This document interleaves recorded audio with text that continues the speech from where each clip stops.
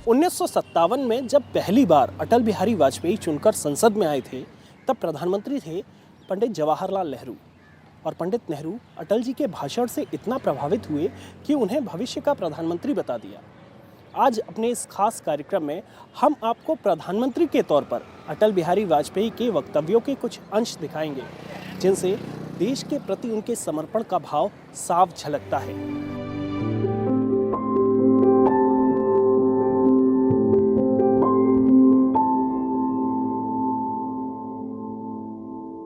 बात 1996 की है। दशकों से चले आ रहे अटल जी और उनके साथियों के संघर्ष का फल मिला। चुनाव में भारतीय जनता पार्टी अकेली सबसे बड़ी पार्टी बनी। अटल बिहारी वाजपेयी ने देश के प्रधानमंत्री के तौर पर बागडोर संभाली, लेकिन इस सरकार के बने रहने के लिए अटल बिहारी वाजपेयी ने किसी भी सौदेबाजी से इनकार कर दिया। 27 मई को उनका विश्वास मत प्रस्ताव के लिए भाषण आज भी राजनेताओं के लिए एक मिसाल है। राष्ट्रपति ने अगर सबसे बड़े दल के रूप में भारतीय जनता पार्टी को बुलाया तो एक संवैधानिक परंपरा के अनुसार आचरण किया, लोकतंत्र की मर्यादा के अनुसार व्यवहार किया, और इसके लिए मैं सबसे पहले राष्ट्रपति महोदय को बधाई देना चाहता हूं। और मैं चाहूंगा कि इस मामले में सारा सदन साथ हो। अध्यक्ष महोदय,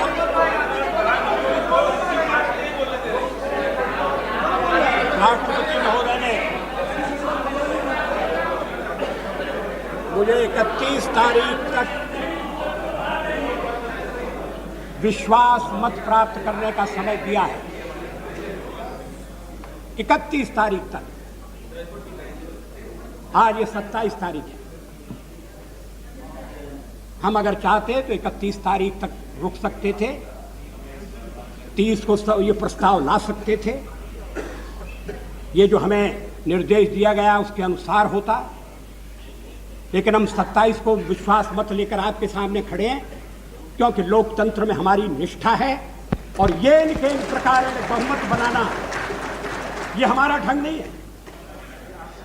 अध्यक्ष महोदय, मैं आज प्रस्ताव लेकर आया हूं। अभी 3 दिन बाकी है और पिछली लोकसभा इस बात की साक्षी है और सदन का रिकॉर्ड गवाह है कि किस तरह से रात में अल्पमत बहुमत में बदला था। जब मतदाता सो रहे थे, थककर चूर थे, तब लोकतंत्र की लाज लुट रही थी, तब ईमान का सौदा हो रहा था, तब पार्लियामेंट के मेंबरों की खरीद फरोख्त का बाजार खुला हुआ था। मामला अदालत में, मैं उस पर ज्यादा टिप्पणी करना नहीं चाहता, लेकिन हमने देखा कि अल्पमत किस तरह से बहुमत में बदला। वो रास्ता हमारे लिए भी खुला था, मगर हमने उस पर जाने से इनकार कर दिया।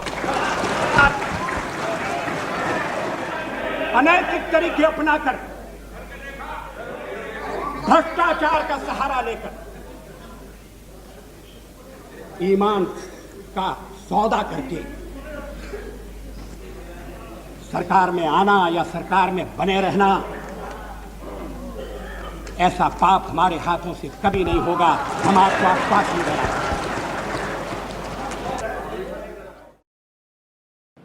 बतौर सांसद अटल बिहारी वाजपेयी ने हमेशा संसदीय मर्यादाओं का पालन किया और प्रधानमंत्री पद का लोभ भी उनको सिद्धांतों से नहीं डिगा सका। 27 मई 1996 के अगले ही दिन उन्होंने संसद के सामने साफ कर दिया कि वो सिर्फ इस्तीफा ही नहीं देंगे, बल्कि आने वाली सरकार को संभव सहयोग भी देंगे। साथ ही उनकी पार्टी जनहित के मुद्दे लगातार उठाती रहेगी। हम भी अपने ढंग से देश की सेवा कर रहे हैं, और अगर हम देशभक्त न होते और अगर हम निस्वार्थ भाव से राजनीति में अपना स्थान बनाने का प्रयास न करते, और हमारे इन प्रयासों के पीछे 40 साल की साधना है। ये कोई आकस्मिक जनादेश नहीं है, कोई चमत्कार नहीं हुआ है। हमने मेहनत की, हम लोगों में गए, हमने संघर्ष किया है। पार्टी 365 दिन चलने वाली पार्टी है। ये कोई चुनाव में कुकुर मुत्ते की तरह से खड़ी होने वाली पार्टी नहीं है। और आज हमें अकारण कटघरे में खड़ा किया जा रहा है क्योंकि हम थोड़ी ज्यादा सीटें नहीं ले सके। हम मानते हैं हमारी कमजोरी है, हमें बहुमत मिलना चाहिए। राष्ट्रपति ने हमें अवसर दिया, हमने उसका लाभ उठाने की कोशिश की है, हमें सफलता नहीं मिली, वो अलग बात है। लेकिन हम फिर भी सदन में सबसे बड़े विरोधी दल के रूप में बैठेंगे और आपको हमारा सहयोग लेकर सदन चलाना पड़ेगा, इस बात को मत भूलिए। मगर सदन चलाने में और ठीक तरह से चलाने में हम आपको पूरा सहयोग देंगे, ये आपको आश्वासन देना चाहते हैं। मगर सरकार आप कैसी बनाएंगे, वो सरकार किस कार्यक्रम पर बनेगी, वो सरकार कैसी चलेगी, मैं नहीं जानता। लेकिन जहां तक दलितों का सवाल है, शेड्यूल कास्ट के टोटल मेंबर्स हैं 77 और उनमें से 29 मेंबर्स बीजेपी के चुने गए।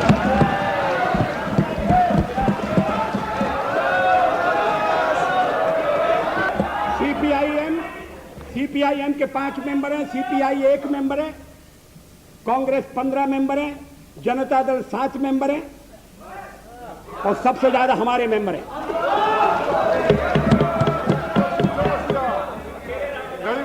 और एसटीसी में भी, शेड्यूल ट्राइब में भी total number of seat is 41, BJP 11। हमारा जनाधार नहीं है, हमें लोगों का व्यापक समर्थन प्राप्त नहीं है। अगर आप हमें छोड़कर सत्ता बनाना चाहते हैं और आप समझते हैं कि वो सरकार टिकाऊ होगी, मुझे तो उसके टिकने के लक्षण नहीं दिखाई देते। वो पहले तो उसका जन्म लेना कठिन है, जन्म लेने के बाद जीवित रहना कठिन है। और ये सरकार अंतर विरोधों में घिरी हुई देश का कितना लाभ कर सकेगी, ये एक प्रश्नवाचक चिन्ह है। हर बात के लिए आपको कांग्रेस के पास दौड़ना पड़ेगा और जब आप उन पर निर्भर हो जाएंगे, अभी तो मैं नहीं जानता, पहले चर्चा हुई थी, कुछ शर्तें लगाई जा रही, फिर चर्चा हुई कि कोऑर्डिनेटिंग कमेटी बनाना पड़ेगी।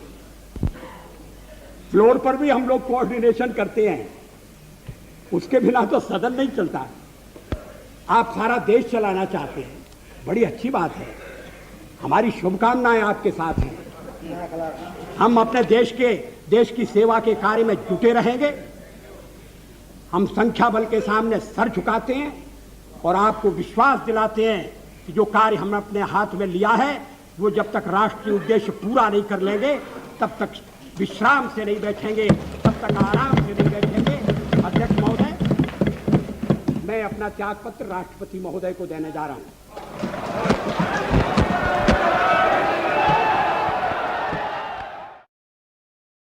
1996 में भले ही अटल जी ने त्यागपत्र दे दिया हो, लेकिन जल्द ही अपने प्रिय नेता को देश की जनता ने प्रधानमंत्री पद पर फिर बैठा दिया।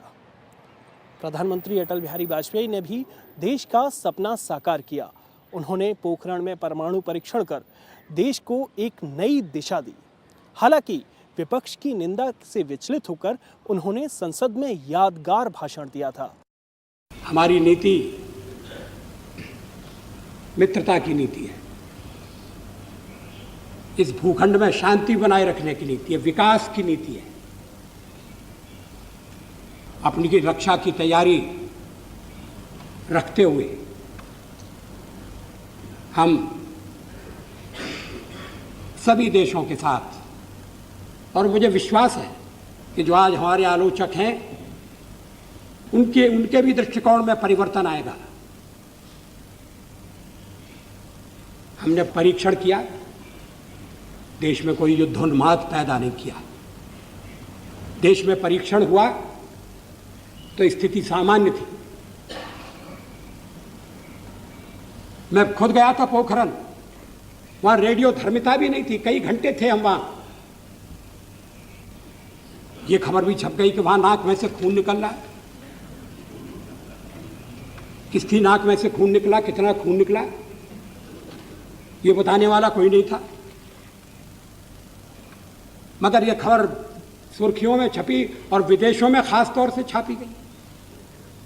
वहां जवान रह रहे हैं, इस वातावरण में रह रहे हैं, रेडियो धर्मिता का सवाल पैदा नहीं होता। इसका हम राजनीतिक लाभ उठाएं, इसका तो प्रश्न ही नहीं है। सबके सहयोग से आम समय सहमति के आधार पर नीतियों का निर्धारण करते हुए हम आगे बढ़ना चाहते हैं। मेरे कंधों पर जो दायित्व आया है, वो दायित्व मैं एक ऐसी जिम्मेदारी समझता हूं कि जिस दायित्व के निर्वाह के सामने और सब वस्तुएं गौण हो जाती हैं।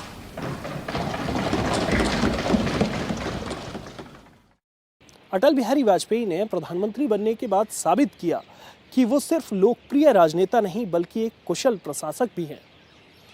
राष्ट्रपति के अभिभाषण पर धन्यवाद प्रस्ताव के दौरान जब उन्होंने अपनी उपलब्धियों का लेखा जोखा रखा सदन के सामने, तो विरोधी भी उनके मुरीद हो गए। क्या ये सच नहीं है कि जीडीपी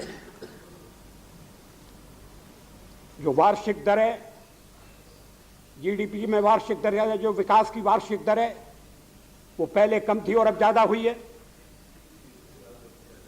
पहले 5% थी, अब 5.9% है,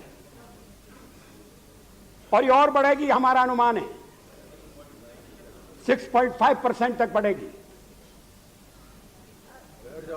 कुछ दशक पहले तो ये कहा जाता था कि भारत की विकास की दर 2%, 3%, हिंदू ग्रोथ रेट, अब ये विकास की दर बढ़ रही है। क्या ये सफल अर्थनीति का परिणाम नहीं है? मुझे विश्वास है कि हम ग्रोथ रेट 7% तक पहुंचाएंगे और 7.5% या 8% तक ये विकास की दर जाएगी। औद्योगिक उत्पादन 8% से आगे जा चुका है। मार्च 98 में उसकी विकास दर 6.6% थी। विदेशी मुद्रा का भंडार बढ़ा है, पहले 26 बिलियन था, अब 35 बिलियन है। ये निर्जीव आंकड़े नहीं है, ये आंकड़े एक बदलती हुई और सुधरती हुई अर्थव्यवस्था का प्रतीक है। हमारा ये दावा नहीं है कि ये 2 साल की हमारी नीतियों का नतीजा है। सचमुच में आर्थिक क्षेत्र में कुछ नीतियां हमें विरासत में मिली हैं, उनमें से कुछ ठीक हैं, कुछ गलत हैं। गलत को हमने नहीं लिया, मगर मुझे आश्चर्य है कि हमारे मित्रों ने जो नीतियां शुरू की थी, अब उनसे वो वापस जा रहे हैं। क्यों? क्या ये सच नहीं है कि सब्सिडी के मामले में कांग्रेस पार्टी के दृष्टिकोण में परिवर्तन आ रहा है? इस परिवर्तन का कारण क्या है? अध्यक्ष महोदय, एक ग्वालियर वाला दूसरे ग्वालियर वाले के साथ ऐसा नहीं कर सकता। हम तो लखनऊ के हैं।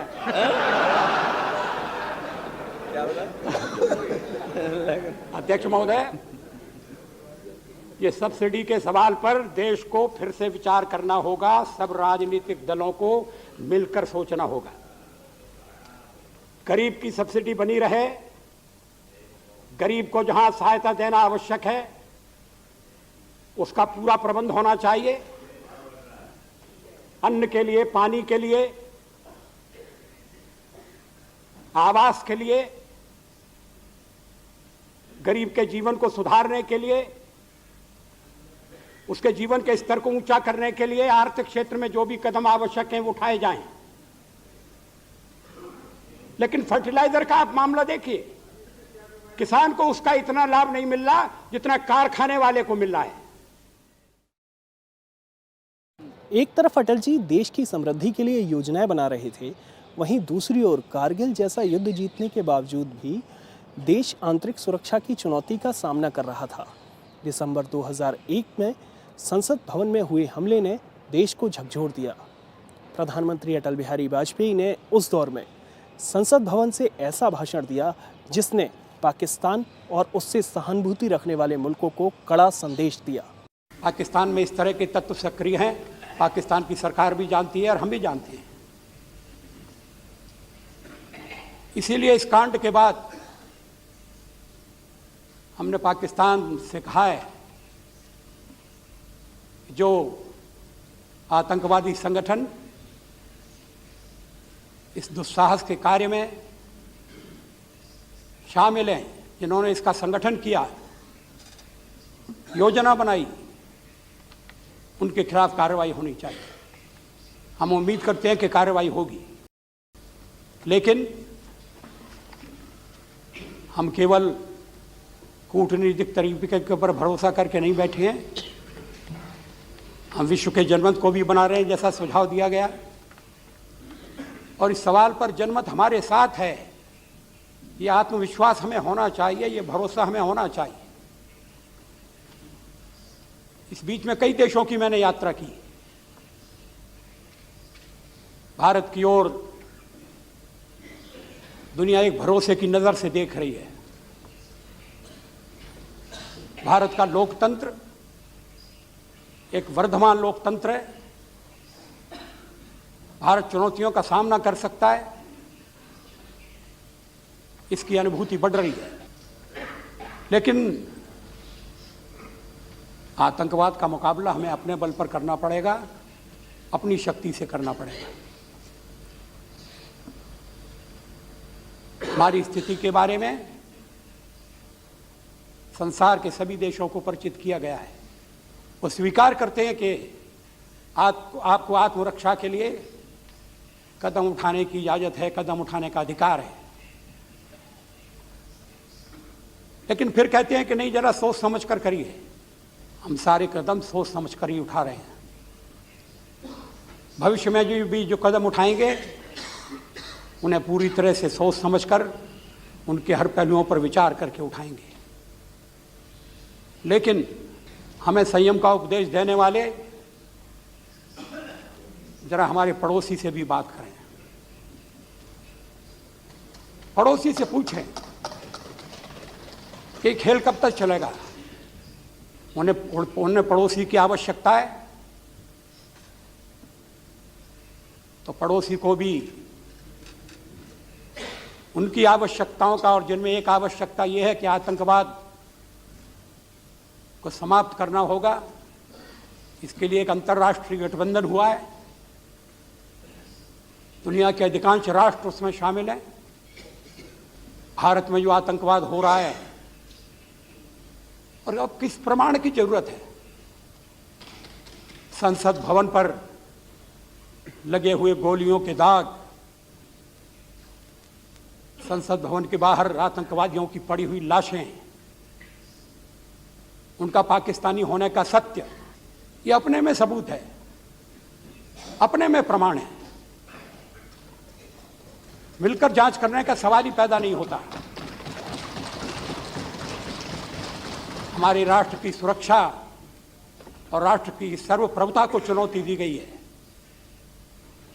हम इसका सामना करेंगे और हम आशा करते हैं कि विश्व के जितने सजग राष्ट्र हैं उनका हमें समर्थन मिलेगा। हम किसी से ये आशा नहीं करते कि वो हमारी तरफ से लड़ें। हम किसी से ये आशा नहीं करते कि वे हमारे पक्ष में मैदान में कूद पड़े। हमने पहले भी कहा था और अब फिर दोहरा रहे हैं कि आतंकवाद का खात्मा हम अपने बल पर करेंगे। अटल जी की सरकार जहां एक ओर आंतरिक सुरक्षा के ढांचे को मजबूत कर रही थी, वहीं ग्रामीण भारत के उत्थान पर भी गंभीरता से विचार कर रही थी।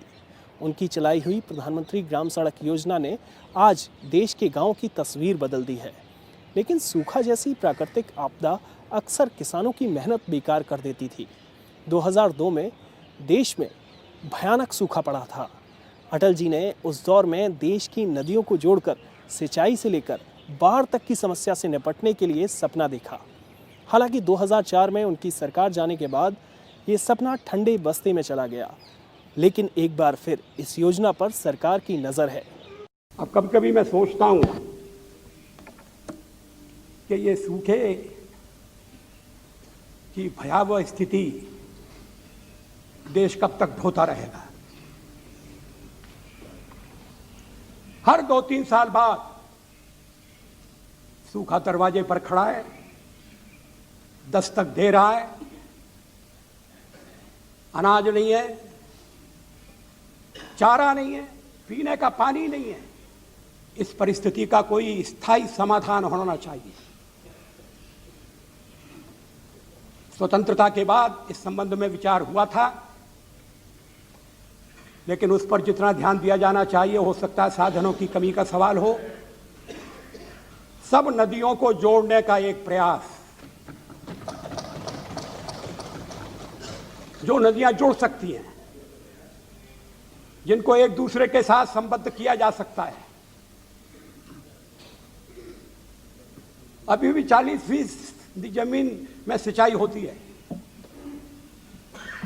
बाकी का सारा क्षेत्र सूखा पड़ा हुआ है।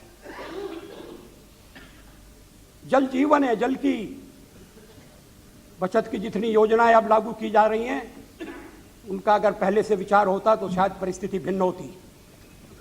लेकिन मैं सदन से कहना चाहता हूं, मैं इस बारे में सभी का सहयोग चाहता हूं। आप लोग मिलकर तय करें। मैं आपको निमंत्रण दूंगा कि जो नदी योजनाओं को जोड़ने का जो सवाल है, धन की कमी नहीं होगी, ये मैं आपको विश्वास दिलाता हूं। सड़कों के लिए जब हमने सड़क अभियान आरंभ किया तो ये कहा गया था कि इतना पैसा कहां से आएगा। पैसा है देश में, पैसा है सरकार के पास, ठीक तरह से खर्च करने की जरूरत है। नदियों को जोड़ा जा सकता है, पड़ोसी देशों से बात की जा सकती है। इसको एक युद्ध स्तर पर इस सवाल को उठाने की जरूरत है। कब तक हम सूखे का इसी तरह से सामना करते रहेंगे? आरोप प्रत्यारोप होंगे, जनजीवन कष्टमय होगा। अब तो अन्न की पैदावार बढ़ गई है, हमारा किसान, हमारे वैज्ञानिक इसके लिए बधाई के पात्र हैं। लेकिन अन्न होते हुए भी कहीं ना कहीं से भूख से मरने की खबरें आ जाती हैं। खबरें कितनी सच हैं, कितनी सही हैं, इसका परीक्षण तो बाद में होता है, स्पष्टीकरण दिए जाते हैं। लेकिन देश के ऊपर और विदेशों पर जो तत्काल मानस पर प्रभाव पड़ता है कि कैसा देश है, अन्न के ढेर लगे हुए हैं और भूख से लोग मर रहे हैं। यह प्रश्न पार्टी का प्रश्न नहीं है। आज तो ऐसी स्थिति है कि कोई पार्टी कहीं सत्ता में, कोई पार्टी कहीं सत्ता में, और हर सरकार